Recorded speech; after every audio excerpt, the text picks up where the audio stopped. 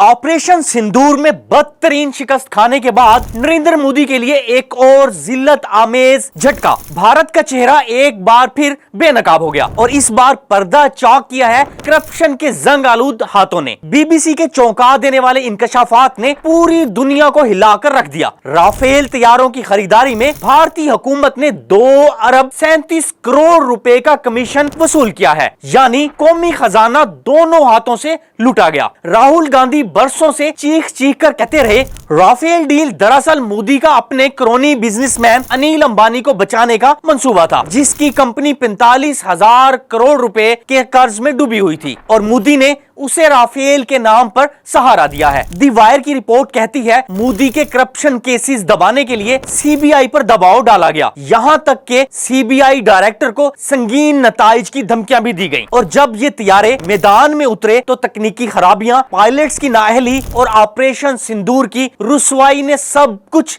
अया कर दिया। यह साबित हो गया कि राफेल सिर्फ कमीशन का बहाना था, ना कि दिफाई जरूरत। मोदी का चेहरा भारतीय जमहूरियत के लिए एक धोखा और राफेल स्कैंडल इस धोखे की गूंज है जो अब दुनिया के हर कोने तक पहुंच रही है। सच हमेशा सामने आता है। वीडियो को लाइक करें, शेयर करें और सच बोलने वालों का साथ दें।